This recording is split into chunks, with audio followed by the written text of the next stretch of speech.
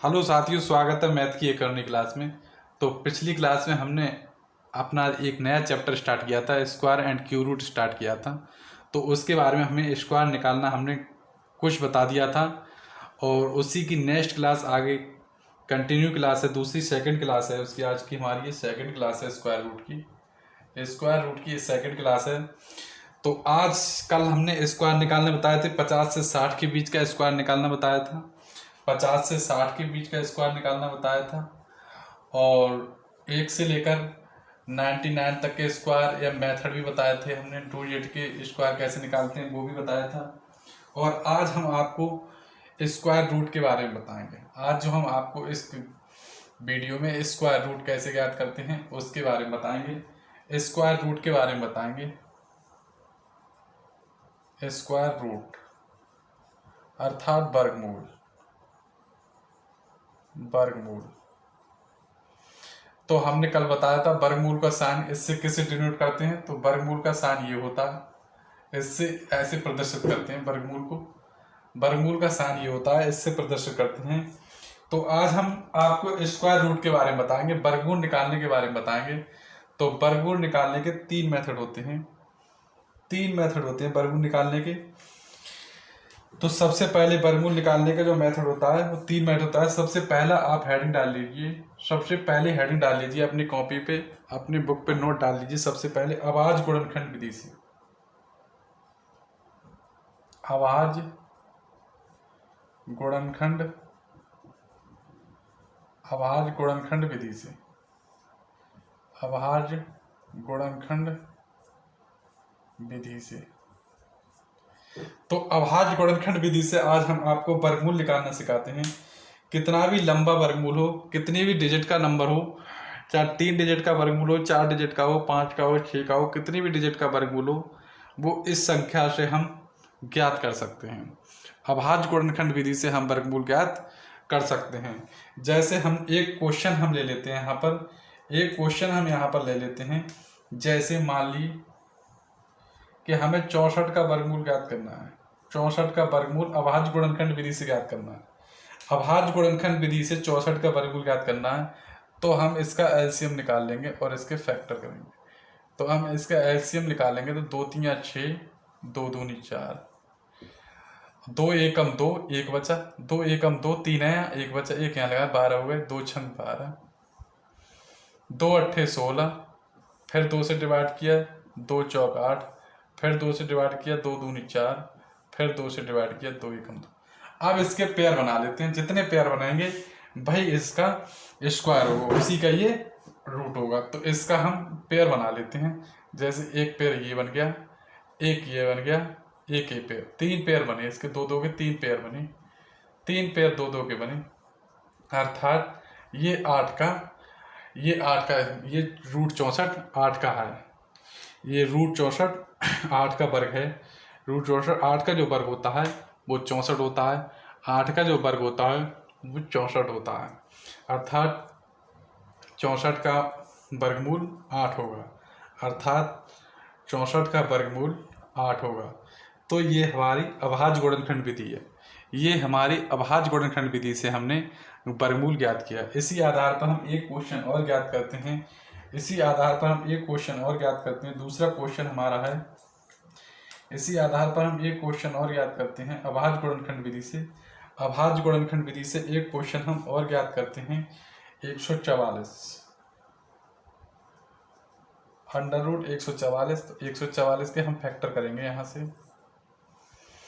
तो 2 से काटेंगे, 2 सत्ते 14, 2 दूनी 4, और यहाँ से 9 से काटेंगे, 9 अट्ठे 72, और यहाँ से 4 से काटेंगे, 4 दूनी 8, और 2 एकम 2। तो यहाँ पर देखो पेयर बनाते, ये तो स्वयं में एक पेयर बन गया 9, 9 एक खुद का स्क्वायर है, रूट पेयर है। 3 और 3 मिला के 9 होते हैं, तो 9 का स्क्वायर बन गया। ये 4 भी एक खुद का वर्गमूल है, वर्ग है, खुद का स्क्वायर है। और इसके 2 के पेयर बन गए, 2 और 2 के पेयर बन गए 4। अब हम इसको ऐड कर देंगे, 4 चौक 16, 16 नेमा 144, 16 नेमा 144। तो यहाँ पर इसके हम अभाज्य गुणनखंड लेते हैं। हमारा जो मेथड है वो अभाज्य गुणनखंड विधि से है, तो अभाज्य गुणनखंड लेते हैं। तो 9 तो अभाज्य नहीं है, तो इसका जो अभाज्य, इस तीन के पेयर, 3 की 9 होते हैं, 3 का पेयर बनता है, तो 1 3 ले लेते हैं यहाँ पर हम। और यहाँ पर हम 2 का पेयर बनता है, 2 का पेयर बनेगा, 2 ले लेंगे। और यहाँ पर इस 2 का बनेगा, तो ये 2 ले लेंगे। तो 3 दूनी 6 और 6 दूनी 12।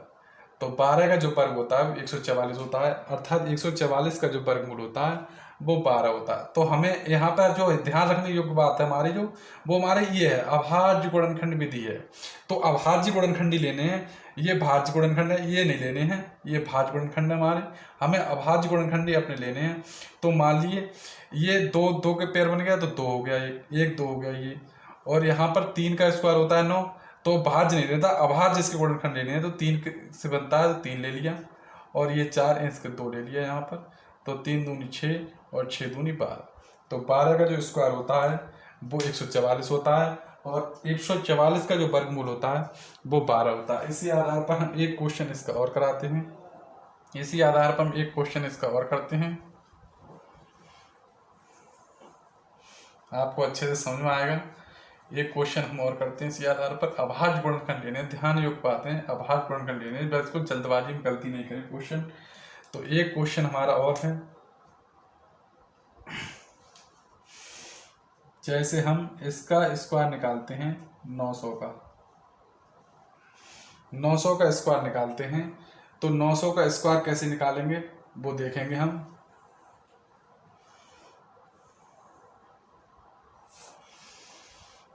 तो 900 को अभाज्य गुणनखंड विधि में तोड़ते हैं, अभाज्य गुणनखंड विधि में तोड़ते हैं। तो 9 एकम 9, 9 एकम 9, और 25 से काटेंगे, जल्दी इजी हो जाएगा। वैसे चलो 5 से काटते हैं, 5 दूनी 10, अभाज्य गुणनखंड ही काटते हैं, अभाज्य गुणनखंड लेते हैं। इसमें अभाज्य गुणनखंड लेंगे, तो 5 चौक 20, 2 दूनी 4 कर देंगे, 2 दूनी 4 कर देंगे, और 2 एकम 2। तो 9 के जो अभाज्य गुणनखंड बनेंगे वो 3 3 बनेंगे, 3 इंटू 3, 3 3 के पेयर से ही 9 बनता है, तो 1 3 यहाँ से ले लेंगे, और यहाँ से 5 का पेयर बनता है, तो 5 ले लेंगे, यहाँ से 2 के पेयर बनेंगे, तो 2 ले लेंगे। तो 5 3 या 15, और 15 दूनी 30। तो 30 का स्क्वायर होता है वो 900 होता है, अर्थात 900 का वर्गमूल जो होगा वो 30 होगा। 900 का जो वर्गमूल होगा, अंडर रूट 900 का जो स्क्वायर होगा वो 30 का होगा, 30 का स्क्वायर जो होता है वो 900 होता है। तो अभाज्य गुणनखंड विधि से हमने ये सीखा। इसका हम एक एग्जाम्पल हम और लेते हैं, एक एग्जाम्पल इसका और आपके सामने करते हैं। जैसे एक हमने और ले लिया 400 ले लिया, तो 400 के हम अभाज्य गुणनखंड निकालेंगे, 400 के अभाज्य गुणनखंड निकालेंगे। तो 2 दूनी 4, फिर 2 से काटेंगे, 2 एकम 2, फिर 5 से काटेंगे, 5 दूनी 10, फिर 5 से काटेंगे, 5 चौक 20, फिर 2 से काटेंगे, 2 दूनी 4, और 2 एकम 2। तो एक पेयर तो ये बनाता है 2, तो 2 लिख लेंगे। एक पेयर ये 5 बनाता है, तो 5 लिख लेंगे, और एक पेयर ये 2 बनाता है, तो 2 लिख लेंगे। तो 2 पंजे 10, और 10 दूनी 20, अर्थात अंडर रूट 400 का जो वर्गमूल होगा वो 20 होगा, अंडर रूट 400 का वर्गमूल होगा वो 20 होगा। तो इस प्रकार हमने कौन सा मेथड सीखा, तो अभाज्य गुणनखंड विधि, हमने अभाज्य गुणनखंड इसके निकाल लिए। हम अभाज्य गुणनखंड लगाते, क्योंकि 9 हमारी एक अभाज्य संख्या नहीं है, तो अभाज्य संख्या हमारी कौन सी है, 3 है, 3 और 3 कैसे बनते हैं 9, तो हमने 3 लिख लिया, एक पेयर 3 लिख लिया, 5 बनाता है 5 लिख लिया, 2 बनाते 2, अभाज्य संख्याएं लिखनी है। ध्यान रखने हमारे जो गुणनखंड हो, हमारे ये जो गुणनखंड है ये गुणनखंड हमारे वो अभाज्य होने चाहिए, अभाज्य, ध्यान रखें अभाज्य गुणनखंड होने चाहिए, ये गुणनखंड हमारे अभाज्य गुणनखंड होने चाहिए, ध्यान रखने योग्य बात है। अगर यहाँ पे कहीं भी 4 आता है या फिर 8 आता है तो ये हमारे अभाज्य गुणनखंड नहीं होंगे, तो ये हमारे अभाज्य, तो ये गलत क्वेश्चन, गलत क्वेश्चन हो जाएगा। इसलिए अभाज्य गुणनखंड, यहाँ देखो यहाँ पर भी हमारे ये अभाज्य गुणनखंड हैं, ये सारे अभाज्य गुणनखंड हैं, तो ध्यान रखने योग्य बात है, ये गुणनखंड हमारे सारे अभाज्य गुणनखंड आएंगे। जैसे 2 है, 3 है, 5 है, 7 है, 11 है, तो इस प्रकार हमारे अभाज्य गुणनखंड आएंगे। ये बात ध्यान रखने योग्य बात है, अभाज्य गुणनखंड आए। ध्यान रखना अभाज्य गुणनखंड है। तो अब हमारी दूसरी जो सेकंड विधि है, अब हमारा जो सेकंड फॉर्मूला है वो है, दूसरा जो फॉर्मूला हमारा वर्गमूल निकालने का जो दूसरा फॉर्मूला है, वो हम दूसरा फॉर्मूला आपको बताते हैं भाग विधि द्वारा। तो भाग विधि द्वारा वर्गमूल ज्ञात करना, भाग विधि द्वारा वर्गमूल ज्ञात करेंगे हम, भाग विधि द्वारा वर्गमूल ज्ञात करेंगे। तो दूसरा सेकंड जो मेथड है वो हमारा है भाग विधि द्वारा वर्गमूल ज्ञात करना। सेकंड मेथड है जो हमारा वो है भाग विधि द्वारा, भाग विधि द्वारा, भाग विधि द्वारा वर्गमूल ज्ञात करें, वर्गमूल ज्ञात करना। तो हमारा सेकंड मेथड है वो भाग विधि द्वारा वर्गमूल ज्ञात करना है। अब हम भाग विधि से कैसे वर्गमूल ज्ञात करते हैं, मान लिए हमने एक वर्गमूल ले लिया 1296, 1296 का वर्गमूल ले लिया, इसका क्या वर्गमूल होगा वो हम देखते हैं। 1296 का वर्गमूल क्या होगा, वर्गमूल ज्ञात करें तो √1296 का जो वर्गमूल होगा भाग विधि द्वारा ज्ञात करते हैं। तो भाग विधि द्वारा हम लिख लेते हैं 1296। अब हम दो के पेयर बना लेते हैं, दो के पेयर बना लेते हैं। यहाँ 12 का पेयर बना लिया और 96, दो जो डिजिट के हम पेयर बना लेते हैं। यहाँ पर 2 डिजिट के हम पेयर बना लेते हैं। अब हम इसको हम भाग देंगे तो यहाँ से 3 चले जाएंगे, 3 तियाँ 9, जो जिससे हम भाग दें वो यहाँ वहाँ भागफल होना चाहिए, 3 तियाँ 9, तो 9 लिख देंगे। तो 12 में से 9 गए तो 3 बचे, 12 में से 9 गए 3 बचे, पूरा पेयर उतारते हैं, पूरा पेयर हम यहाँ पर उतार लेंगे तो 396 आ गए। अब जो भागफल है भाग दिया था उसको ही हम ऐड कर देते हैं, जिससे हमने भाग दिया था उसको ऐड कर देंगे। तो 3 और 3 6 आ गया, 3 और 3 6। अब हमारा यहाँ पर ऐसे बार ढूंढनी है जो 396, तो 6 लगाते हैं, जो 6 यहाँ लगाएंगे वही 6 यहाँ लगाया जाएगा। तो 6 छंग 36 के 6 यहाँ से लगा 3, 6 36 और 3 39, कुछ नहीं बचा। तो हमारा इसका जो भाग विधि द्वारा आया वो 36 आया, ये आया 36 आया, अर्थात 1296 का जो वर्गमूल होगा वो 36 होगा। इस विधि द्वारा हम कितना भी बड़े वर्गमूल निकाल सकते हैं, कितनी भी बड़ी संख्या का वर्गमूल निकाल सकते हैं। इस विधि द्वारा हम कितनी भी बड़ी संख्या का वर्गमूल निकाल सकते हैं। जैसे कि हमने एक नंबर हम यहाँ पर और ले लेते हैं, एक नंबर हम यहाँ पर और ले लेते हैं, जैसे 54,756, इसका वर्गमूल ज्ञात करते हैं। 54,756 का वर्गमूल ज्ञात करते हैं, 54,756 का हम वर्गमूल ज्ञात करते हैं। देखिए भाग विधि द्वारा हम 54,756 का वर्गमूल ज्ञात करेंगे। तो हम यहाँ पर लिख लेते हैं 54,756,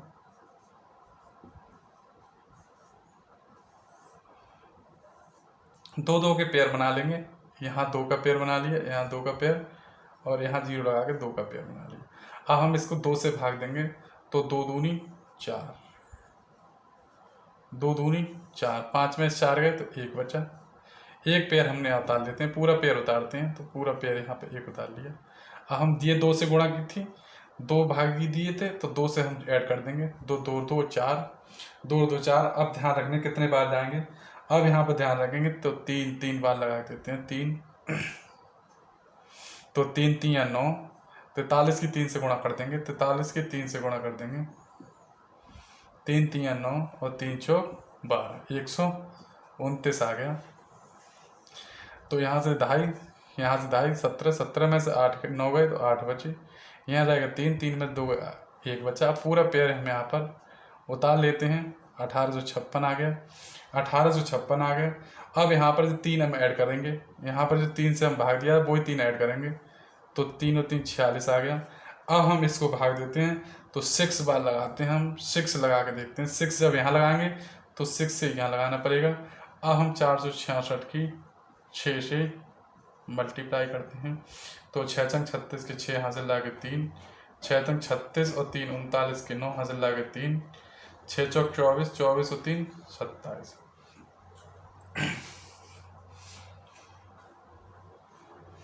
तो 6 छंग 36 के 6 यहाँ से ला के 3, 6 छंग 36, 36 और 3 39, 3 6 चौक 24, 24 और 3 27।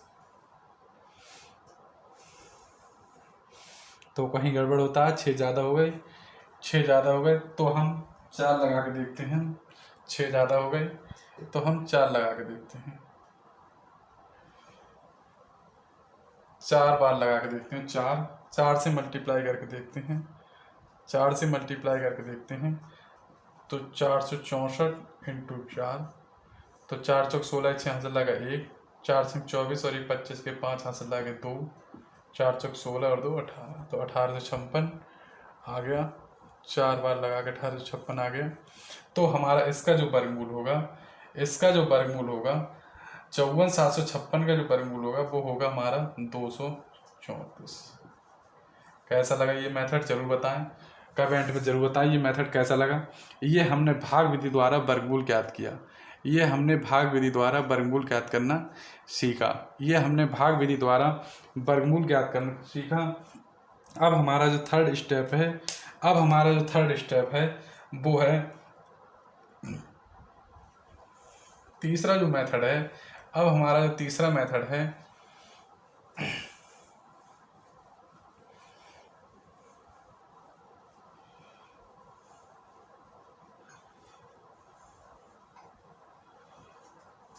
तो हम इसका एक एग्जांपल और देखते हैं, एक एग्जांपल हम इसका और देखते हैं। जैसे मान लो 7056, 7056। अब हम इसका वर्गमूल ज्ञात करेंगे तो 7056 का हम वर्गमूल और निकालते हैं जिससे आपको और अच्छे से समझ में आए। 7056 का हम वर्गमूल और निकालते हैं जिसको आपको बहुत अच्छे से समझ में आए। तो अब हम इसको 2 पेयर बना लेते हैं। इसके 2 पेयर बना लिए हमने, इसके हमने 2 पेयर बना लिए। अब हम इसको देते हैं 8 लगाते हैं तो 8 8 64, 9 ने 81 ज़्यादा हो गए, 8 8 64, 10 में से 4 गए तो 6 बची, ये 6 में 6 का कुछ ना बचा, या पूरा पेयर उतार लेते हैं हम 656 का। अब यहाँ पर हम ऐड करेंगे 8, ये इसी बार दिए थे इसी को हम ऐड कर देंगे 16, इसको ऐड कर देंगे 16। अब हम इसको भाग लगाएंगे, 4 लगा के देखेंगे तो 4 चौक 16 के 6 हाथ लगा 1, 4 छक 24 24 25 5 लगा 2, 4 1 4 और 2 6। तो हमारा जो इसका जो वर्गमूल आ गया वो 84 आ गया। इसका जो आ गया हमारा वो 84 आ गया। इसका जो वर्गमूल आ गया वो हमारा 84 आ गया। इसका वर्गमूल जो आ गया हमारा वो 84 आ गया। अब हम एक बड़ा सा नंबर लेके आपके सामने एक एग्जाम्पल और निकालते हैं। बड़ा सा नंबर लेते हैं, बहुत बड़ा सा नंबर लेते हैं। तो हम एक एग्जाम्पल और लेते हैं, एक एग्जाम्पल और लेते हैं, बड़ा लेते हैं। 65,536 का वर्गमूल निकालते हैं। 65,536 का वर्गमूल भाग विधि द्वारा निकालते हैं। जो हमारा मेथड है वो भाग विधि द्वारा निकालते हैं। 65,536 का वर्गमूल हम भाग विधि द्वारा निकालते हैं।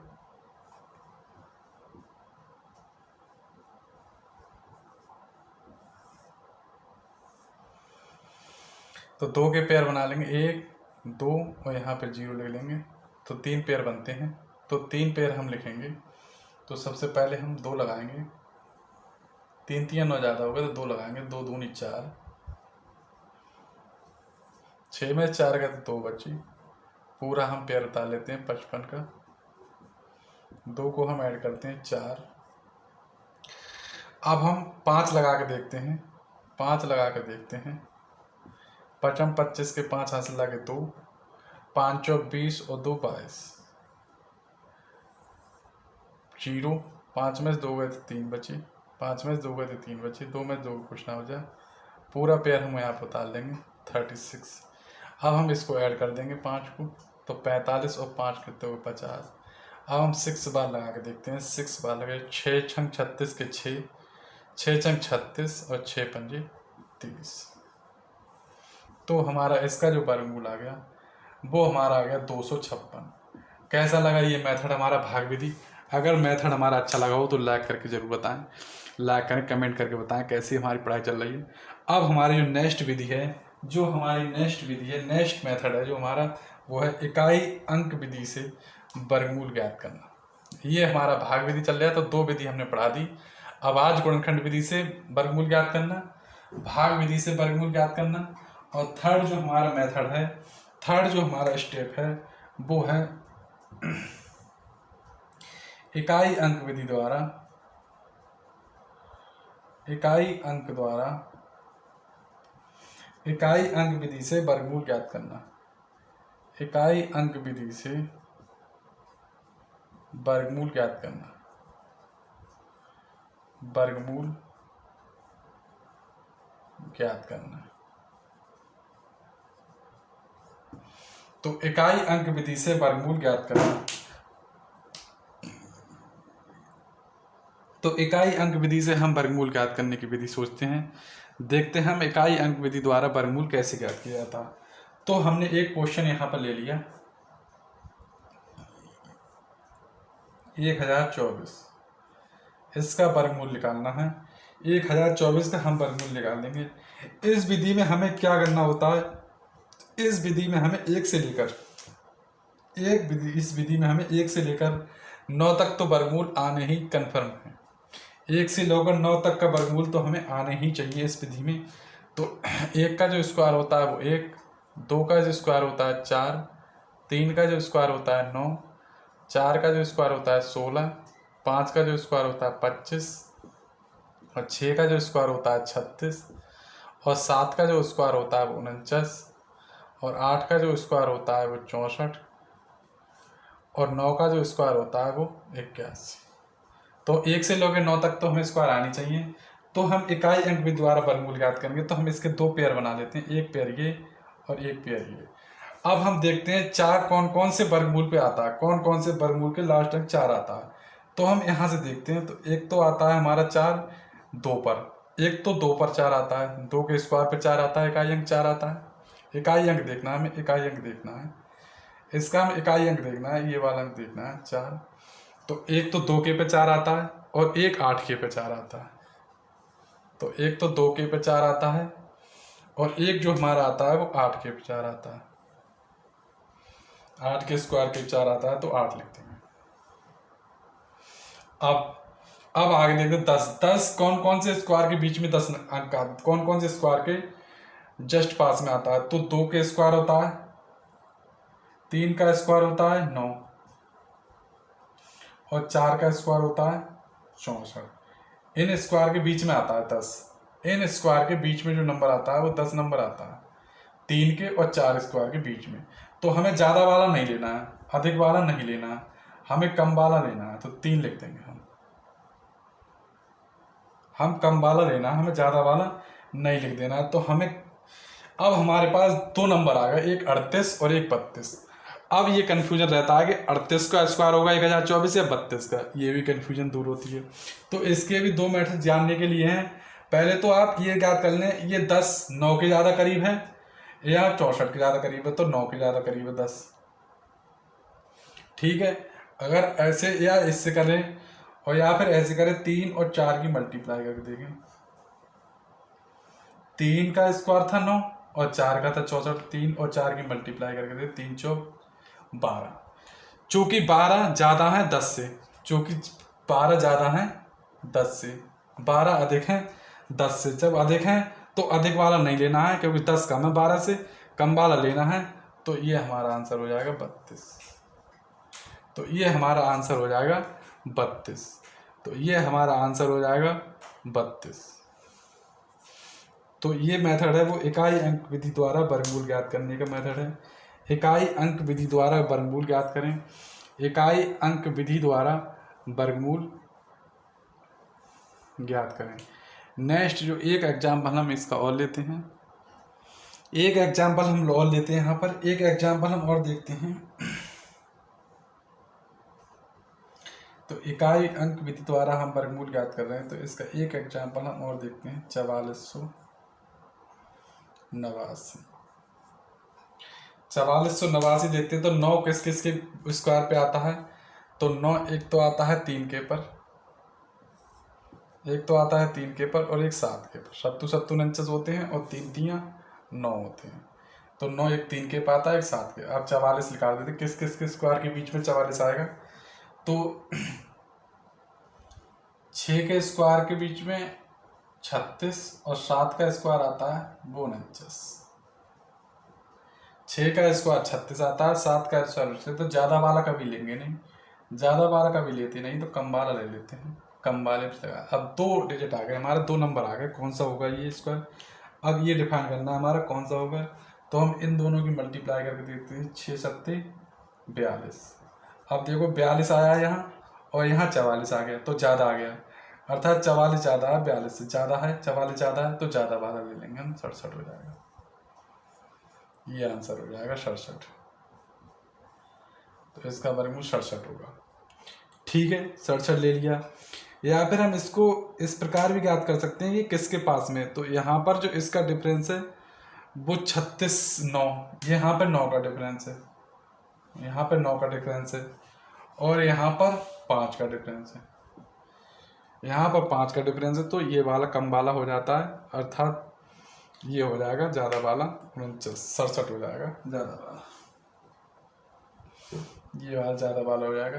तो एक इससे भी ज्ञात कर सकते हैं, पर बेस्ट ये है, इनकी मल्टीप्लाई करके देख देंगे, ज़्यादा आया तो ये ज़्यादा वाला होगा। एक एग्जाम्पल हम इसका और देखते हैं, एक एग्जाम्पल इसका और देखते हैं।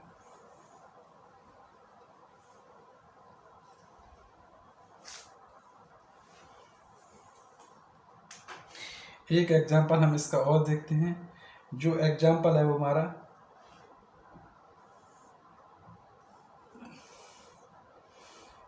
24,336। तो एक बड़ा हमने नंबर ले लिया है, तो हम इसके पेयर बना लेंगे, एक पेयर, और यहाँ पहले हम एक पेयर 2 का बनाते हैं, पहले 2 का ही पेयर बनाएंगे, बाकी जो बचा वो संख्या छोड़ देंगे हम। तो यहाँ पर हम 2 डिजिट आएंगे, तो कौन कौन से नंबर पर 6 आते हैं ये देखते हैं, कौन कौन से नंबर पर 6 आएंगे। एक तो आते हैं 4 पर, 4 चौक 16, और एक 6 पर, शतम 36। अब यहाँ पर निकाल लेंगे ये किस किस के स्क्वायर के बीच में होगा, ये किस किस के बीच में होगा, ये ध्यान रखेंगे ये किस किस के बीच में होगा।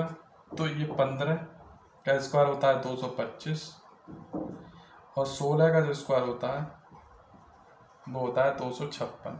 ज़्यादा वाला कभी लेते नहीं है, कम वाला ले लेंगे। तो यहाँ 15 लिख देंगे और यहाँ 15 लिख देंगे, यहाँ 15 लिख देंगे और यहाँ 15 लिख देंगे।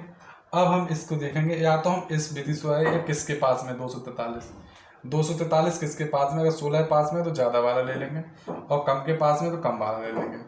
तो हम इसका डिफरेंस यहाँ से कर लेंगे या फिर यहाँ से कर लेंगे 15 × 16 करके।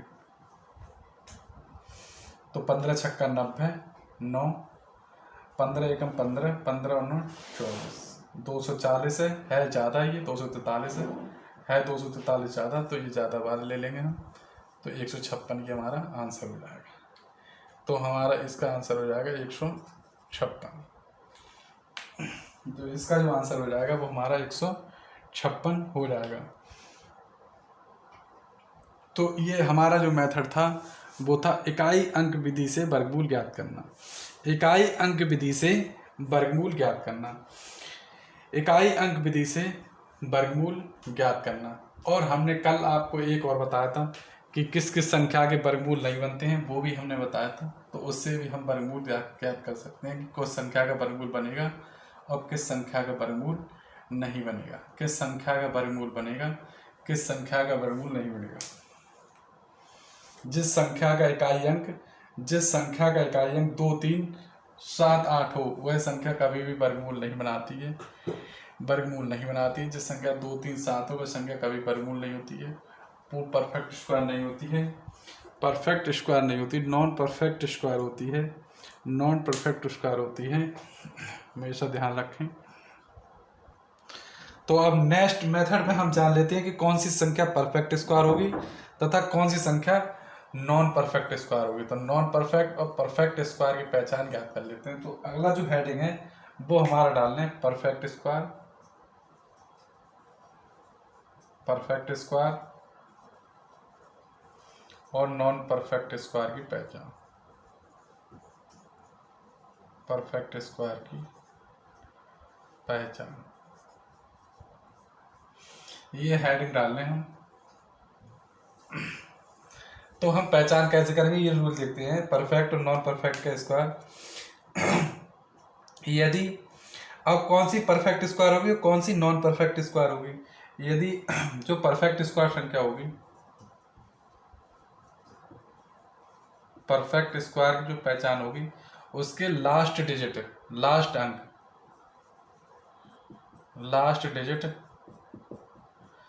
एक, लास्ट डिजिट 1, 4, 1 4 5, 1 4 5 6 और 9 हो, और 0, 0 1 4 5 6 और 9 हो तो ऐसी संख्या परफेक्ट स्क्वायर होंगी। तो ऐसी संख्या परफेक्ट स्क्वायर, लास्ट डिजिट, जिन संख्याओं के लास्ट डिजिट 0 1 4 5 6 9 होंगे तो परफेक्ट स्क्वायर हो सकती हैं। ऐसी संख्या परफेक्ट स्क्वायर होती है। यूनिट डिजिट, यूनिट डिजिट या इकाई अंक लास्ट डिजिट बोल सकते हैं, या यूनिट डिजिट, या बोल सकते हैं यूनिट इकाई अंक। यूनिट डिजिट इकाई अंक जो होगा 0 1 4 5 6 हो तो परफेक्ट स्क्वायर होगी। और नॉन परफेक्ट स्क्वायर कौन सी संख्या होगी? नॉन परफेक्ट स्क्वायर के बारे में जान लेते हैं। यदि यूनिट डिजिट 2 3 7 8 हो, यदि यूनिट डिजिट 2 3 7 8 हो तो नॉन परफेक्ट होगी, तो नॉन परफेक्ट संख्या होगी। और यदि नॉन परफेक्ट संख्या होगी, और यदि हेडिंग पे डार्क नोट डार्क लिखें, यदि संख्या का डिजिटल सम, यदि सभी संख्याओं को जोड़ने पर, यदि सभी नंबर्स को, सभी डिजिट को जोड़ने पर, यदि सभी डिजिट का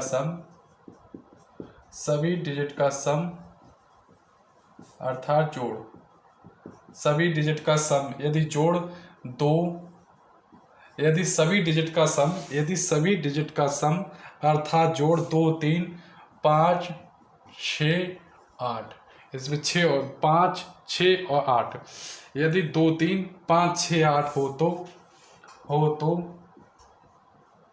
ध्यान रखें नंबर्स को जोड़ने पर, सभी संख्याओं के नंबर्स को जोड़ने पर यदि 2 3 5 6 8 हो तो वह संख्या नॉन परफेक्ट संख्या होगी। नॉन परफेक्ट संख्या होगी। नेक्स्ट मेथड देखें, लास्ट के टू डिजिट, लास्ट के टू डिजिट 1 से लेकर 24 तक के स्क्वायर ना हो, लास्ट के 2 डिजिट 1 से 24 तक के स्क्वायर ना हो,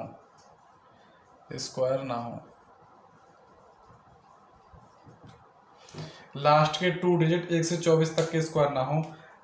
यदि किसी नंबर के पीछे,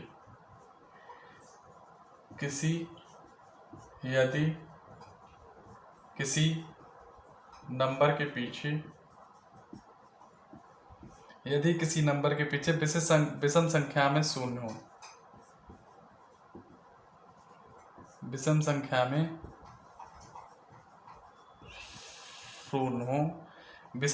में शून्य हो तो नंबर हमेशा, तो वह संख्या हमेशा नॉन परफेक्ट स्क्वायर रूट होगी, नॉन परफेक्ट स्क्वायर रूट्स होगी। तो वह संख्या हमेशा नॉन परफेक्ट स्क्वायर रूट्स होगी।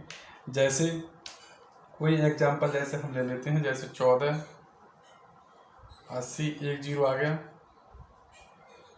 या फिर 23 500 23 52 00 या 000 ले लेते हैं, तो ये हमेशा नॉन परफेक्ट स्क्वायर होगी। तो यह हमेशा नॉन परफेक्ट स्क्वायर होगी। एक मेथड हम और स्क्वायर रूट्स में बताते हैं, एक मेथड और बताते हैं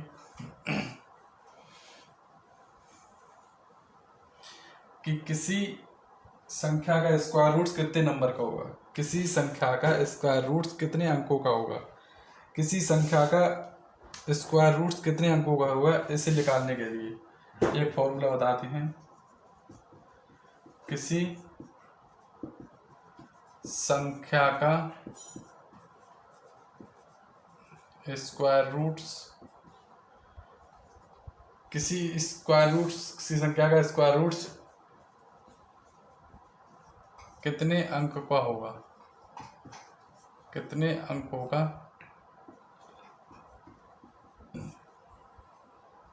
होगा। तो इसके लिए जो फॉर्मूला होता है वो होता है हमारा 2n-1। तो किसी संख्या का स्क्वायर रूट्स कितने अंकों का होगा, तो इसके लिए जो फॉर्मूला होता है वो हमारा 2n-1 होता है। एग्जाम्पल देखते हैं, जैसे एग्जाम्पल पूछें कि 8 डिजिट की संख्या का स्क्वायर रूट कितने अंकों का होगा। मान लो 8 डिजिट की संख्या का स्क्वायर रूट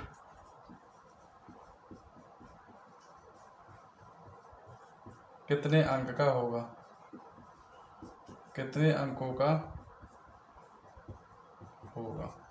तो यहाँ पर फॉर्मूला लगा लेंगे 2 n की जगह 8 -1, 8 दूनी 16, 16 में से 1 गए तो 15, 8 दूनी 16, 16 में से 1 गए तो 15 अंकों का होगा। तो जो स्क्वायर रूट होगा वो 15 अंकों का होगा। तो हमने आज की क्लास में स्क्वायर रूट के बारे में कंप्लीट जानकारी देखी, स्क्वायर रूट के बारे में कंप्लीट जानकारी हमने कनेक्ट की आज की क्लास में। अब हम जो अगली नेक्स्ट क्लास होगी इसमें क्यूब रूट के बारे में बताएंगे, क्यूब के बारे में बताएंगे। तो आज की क्लास यहीं समाप्त होती है।